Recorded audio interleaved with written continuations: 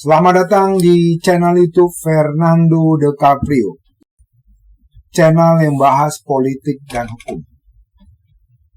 Channel tempat berkumpulnya orang pintar. Kata orang bijak, orang pintar ketemu dengan orang pintar. Orang pintar tidak ketemu dengan orang bebal. Pada hari ini kami membahas sidang lanjutan pembunuhan Brigadir Nofriansah Huta Barat atau Brigadir J. Kenapa kami membahas ini kembali? Karena berita ini sangat menarik untuk dibahas terus. Sampai nanti pada akhirnya hakim memutuskan terkait dengan tuntutan jaksa, maka hakim akan memutuskan berapa tahun pidana yang melekat kepada para terdakwa. Ya, apakah memang masuk unsur 340 dalam pembunuhan berencana, ataukah hanya nanti dihukum dengan hukuman seumur hidup atau hukuman maksimum 20 tahun. Karena itu ancaman pasal 340 KUHP tentang pembunuhan berencana. Ya, sidang kasus pembunuhan digelar pada hari Senin 12 Desember kemarin ya. 12 Desember 2022. Sidang tersebut dihadiri oleh terdakwa Richard Eliezer, Bribka Ricky Rizal, dan Kuat Maruf. Sedangkan istri Ferdi Sambo, Putri Chandrawati, akan bersaksi dalam sidang Richard Eliezer, Bribka Ricky Rizal, dan Kuat Maruf. Pada sidang yang digelar pada hari Senin kemarin, tanggal 12 Desember 2022, sempat sidang dinyatakan tertutup dikarenakan Putri Chandrawati merasa keberatan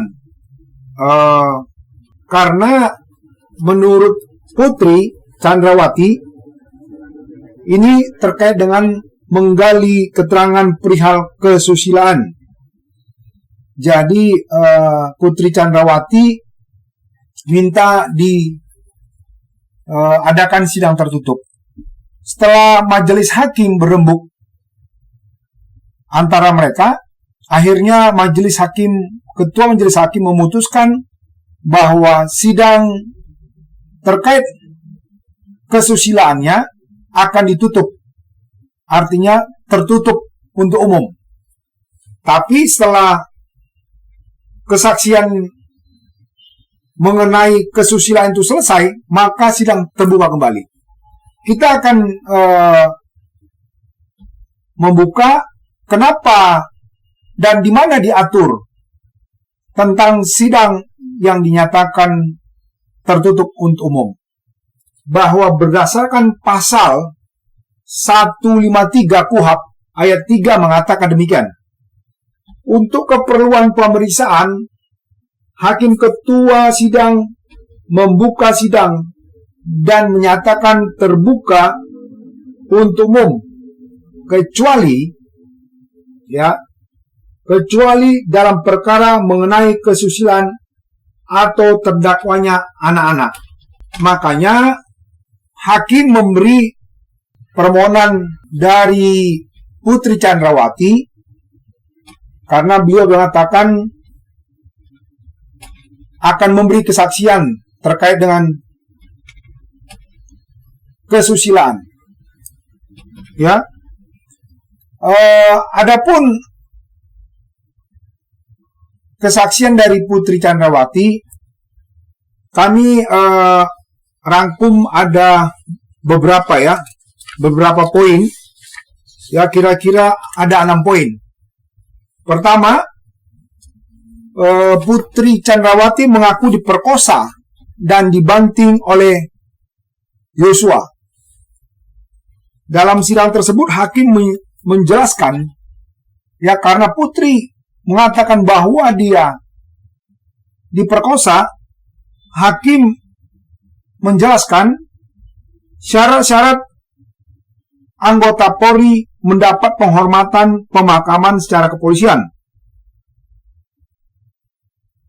Ya, bahwa anggota Polri yang dimakamkan secara kepolisian berarti tidak mempunyai catatan buruk dalam karirnya.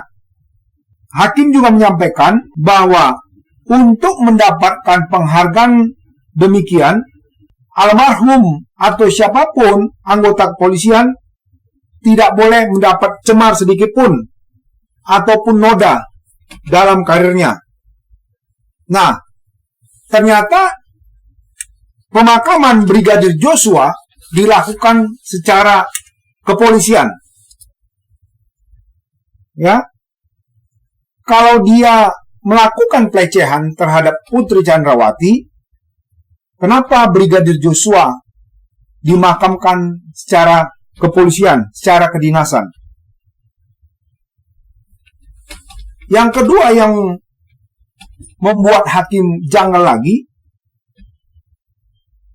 bila pelecehan itu terjadi, tidak mungkin Mabes Polri tidak melanjutkan kasus tersebut.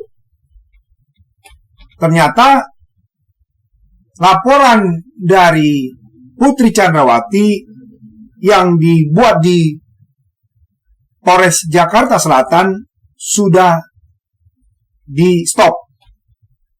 Ya.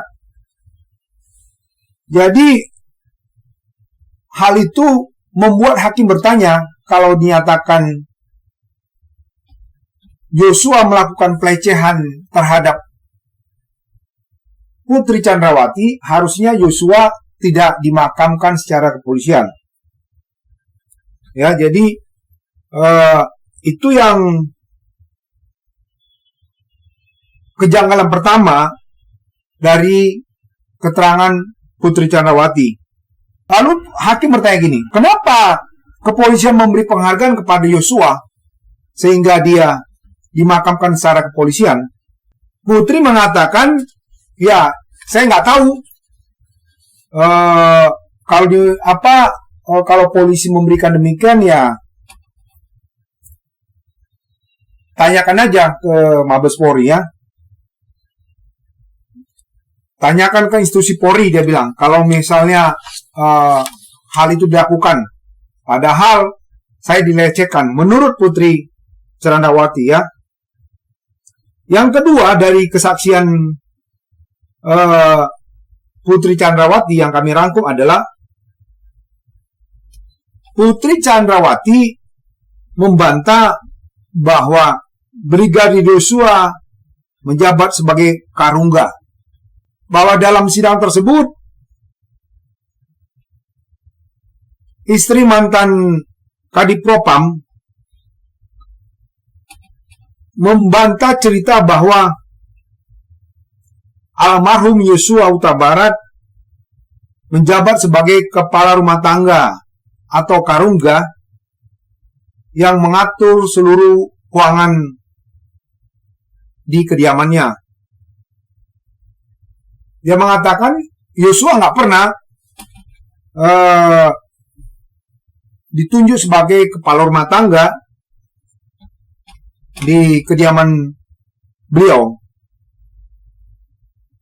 Putri mengatakan bahwa Joshua awalnya merupakan supir dari Ferdy Sambo sejak tahun 2019. Lalu di tahun 2021, tepatnya bulan Oktober, karena Putri Chandrawati memohon kepada Ferdy Sambo untuk disiapkan supir karena kebutuhan dia yang sangat sibuk aktivitasnya sebagai bendahara umum organisasi Persatuan Istri Anggota Polri Bayangkari, maka Ferdy Sambo memerintahkan kepada Brigadir Joshua sejak tahun 2021, tepatnya Oktober, sebagai supir dari Putri Chandrawati. Kesimpulan dari kesaksian Putri Chandrawati atau rangkuman yang kami lihat adalah Putri Chandrawati menolak mengungkapkan berapa besaran uang belanja yang diberikan kepada Brigadir Yosua. Karena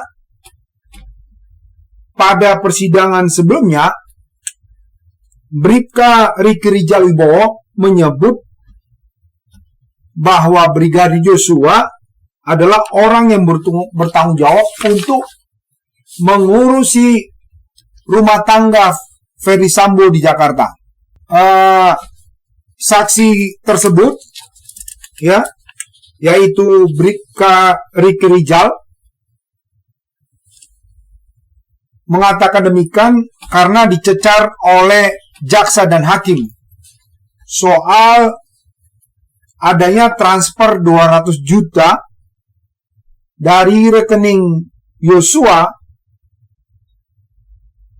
ke rekening beberapa hari setelah tewasnya Brigadir J. Bayangkan setelah Brigadir J meninggal, ada lagi masuk dana senilai 200 juta ke rekening Brigadir J. Makanya jaksa dan hakim mempertanyakan hal tersebut kepada Ricky Rijal. Ricky Rijal mengatakan bahwa uang tersebut ditransfer atas perintah dari Putri Chandrawati. Ya. Lalu hakim menanyakan berapa kira-kira besaran uang kebutuhan rumah tangga bulanan yang diberikan kepada Brigadir J dan Bribka Ricky Rijal Wibowo. Tapi Putri Chandrawati nggak mau, ya, menyebutkan nominal dari angka uang belanja yang diberikan kepada Brigadir J. Dia mengatakan bahwa hanya memberikan mobile banking pada Joshua untuk membayar-bayar kebutuhan rumah tangga seperti listrik dan lainnya. Putri mengakui bahwa Yosua diberi kepercayaan mengelola keuangan kebutuhan rumah tangganya. Dalam persidangan tersebut, sebenarnya Ketua Majelis Hakim sempat mempermasalahkan kenapa harus memakai rekening Brigadir J dalam urusan rumah tangga. Tapi oleh Putri mengatakan, menjawab, itu hanya untuk mempermudah urusan rumah tangga atau pembayaran-pembayaran. Kira-kira demikian, ya, mungkin menurut beliau. Lalu dalam persidangan tersebut yang kami rangkum pada poin 4,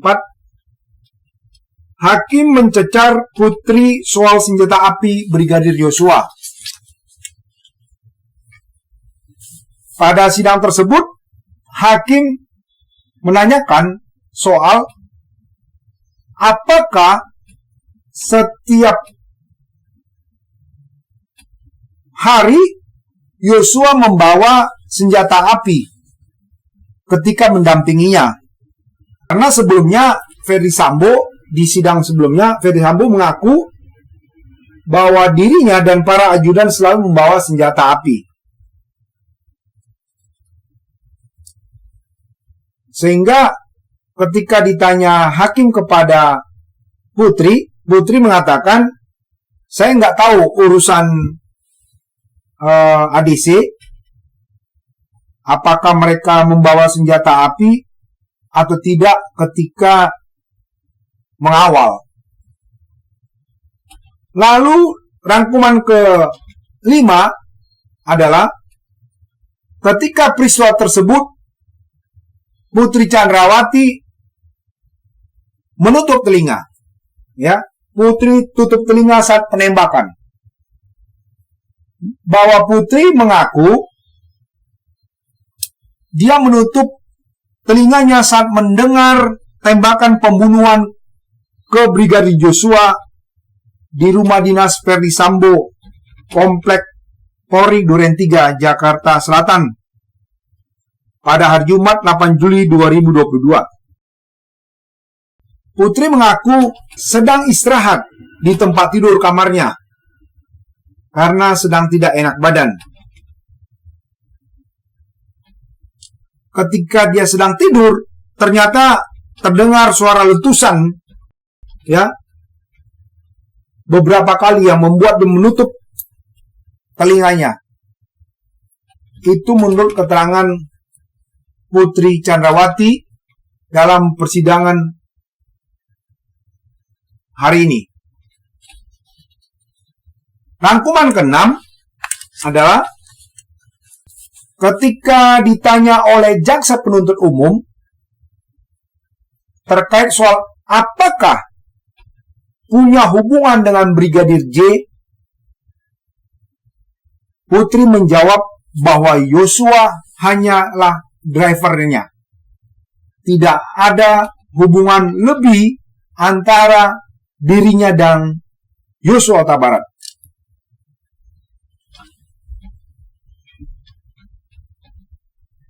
Jaksa penuntut umum mengungkapkan hasil tes poligraf atau alat pendeteksi kebohongan terhadap terdakwa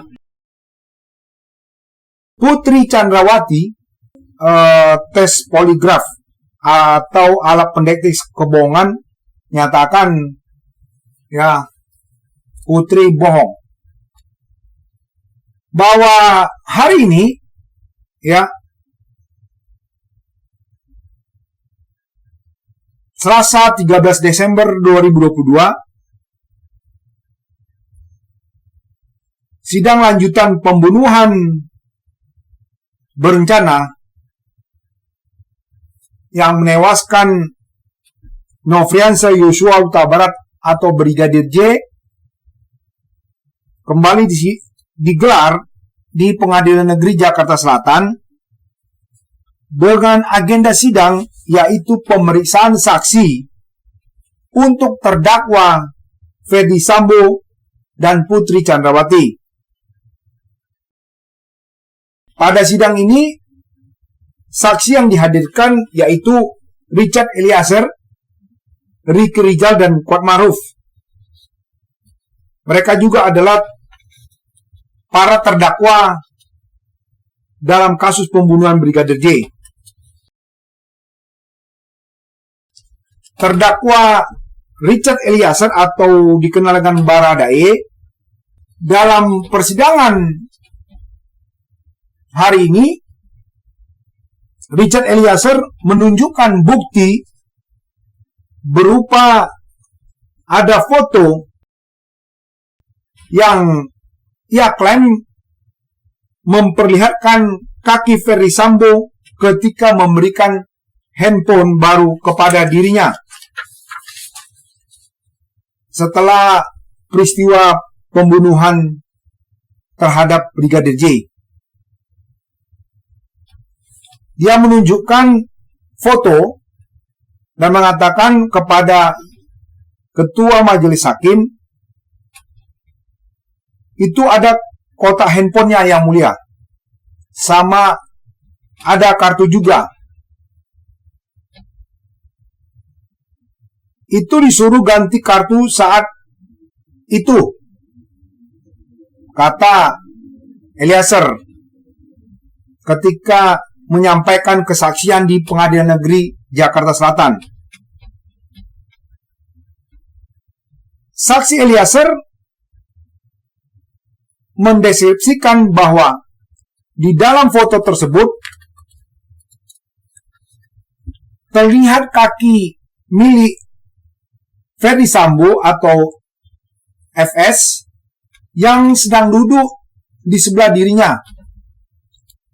Foto tersebut juga menunjukkan Putri Chandrawati yang duduk di depannya. Eliezer mengaku bahwa foto tersebut ia ambil ketika dirinya berada di Propos sekitar pukul 7:30 malam pada tanggal 10 Juli 2022. Lalu hakim bertanya kepada Eliezer, kok masih sempat mengambil gambar? Eliezer menjawab dan mengaku bahwa pada saat itu dirinya sedang berbincang dengan tunangan melalui pesan singkat. Dia bilang begini, pada saat itu saya sedang chattingan sama tunangan saya, dan saya juga sempat kirim-kirim foto. Saya bilang lagi sama Bapak Ferdy Sambo dan Ibu Putri, jadi dia kasih tahu sama tunangannya bahwa dia lagi bersama Ferdy Sambo dan Ibu Putri Chandrawati. Dalam persidangan tersebut, Eliezer juga mengungkapkan bahwa Ferdy Sambo sempat menyampaikan akan memberi uang kepada Eliezer, Ricky Rizal, dan Kuat Maruf karena sudah menjaga Putri Chandrawati. Dia mengatakan bahwa Ferdy Sambo akan memberikan 500 juta kepada Kuat, 500 juta kepada Ricky Rizal, dan kepadanya diberikan 1 miliar. Itu keterangan dia yang diberikannya kepada Yang Mulia Majelis Hakim yang mengadili perkara tersebut. Bahwa dalam persidangan tersebut, Eliezer mengatakan Ferdy Sambo akan memberikan uang pada bulan Agustus atau kira-kira 1 bulan sejak tanggal 10 Juli 2022. Setelah itu, Ferdy Sambo mengatakan atau menyampaikan soal pemberian uang. Dia menyatakan lagi bertanya mengenai HP yang digunakan oleh masing-masing Kuat Maruf, Ricky Rizal, dan Eliezer.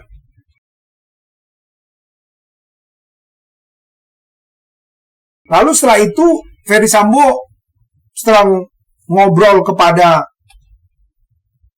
ketiga orang tersebut, Ferdy Sambo menanyakan lagi kepada Putri Chandrawati apakah handphone tersebut sudah tersedia untuk diberikan kepada Kuat, Ricky, dan Eliezer. Setelah itu, menurut Eliezer, ibu cek sisa HP, dibawalah 3 HP iPhone dan disuruh ganti HP. Terus ganti kartu di situ Yang Mulia, kata Eliezer. Adapun yang dimaksud dengan ganti kartu adalah memindahkan kartu dari HP yang lama ke HP yang baru. Ya. Pada sidang hari ini juga, hari Selasa ini, ada ketegangan antara penasihat hukum dari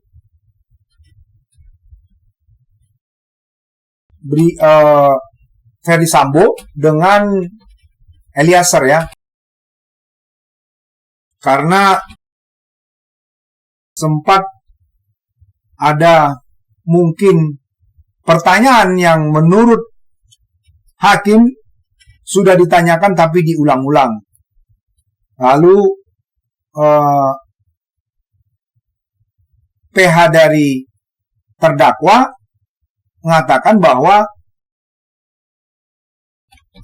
Eliezer tidak konsisten. Padahal dia adalah seorang justice kolaborator atau seorang terdakwa yang diberi perlindungan dan akan diberi pengurangan hukuman bila mengungkapkan peristiwa pidana yang sebesar-besarnya untuk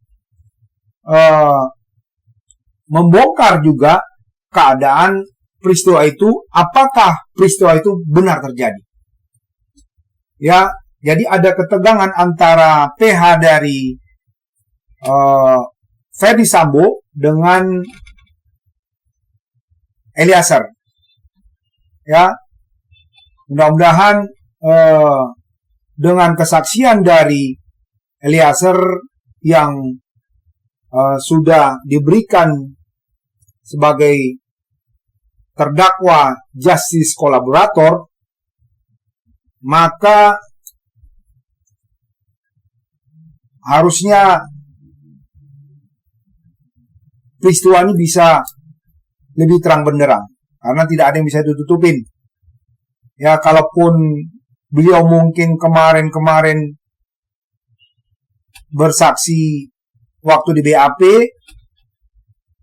ada ketakutan karena ada tekanan, tapi di ruang persidangan seorang terdakwa diberikan hak untuk membuka seterang benderangnya peristiwa itu. Bahkan seorang terdakwa ataupun saksi bisa juga mengingkar janji, mengingkar atas keterangannya. Tapi nanti hakim akan menilai apakah keterangan itu sesuai apa tidak dengan alat-alat bukti dan kesaksian dari para saksi yang lainnya. Itu aja yang bisa kami sampaikan terkait dengan perkembangan persidangan pembunuhan terhadap Brigadir J. Kami akan terus memantau, ya, channel itu Fernando Cabrio terus memantau kasus ini sampai nanti kasus ini berkekuatan hukum tetap atau inkrah van Gevis. Ya, di akhir sesi kami akan membagi quote seperti kebiasaan kami dalam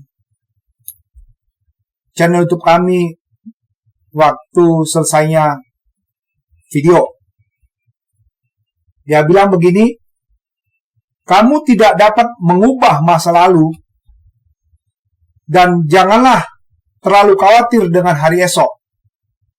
Hari ini adalah hari yang dapat mengubah masa depanmu. Artinya, peristiwa ini sudah terjadi. Peristiwa ini tidak mungkin bisa kembali lagi. Ya, para saksi dan terdakwa, ya, lihat ke depannya. Ungkaplah kasus ini dengan terang benderang, karena dengan membuka kasus ini dengan terang benderang, maka masa depanmu bisa lebih baik. Atau untuk menebus kesalahanmu dalam perbuatan pidana yang telah kamu lakukan. Ya, itu aja yang bisa kami sampaikan. Jangan lupa Anda tetap mengikuti channel YouTube Fernando De Cabrio. Share ke teman-teman saudara. Kalau yang belum subscribe, silakan subscribe. Nyalakan loncengnya supaya Anda tidak pernah ketinggalan terkait dengan peristiwa-peristiwa politik hukum yang ada di Republik ini. Dan Anda juga dapat tercerahkan dari channel YouTube kami. Terima kasih. Sampai ketemu di video berikutnya. Salam.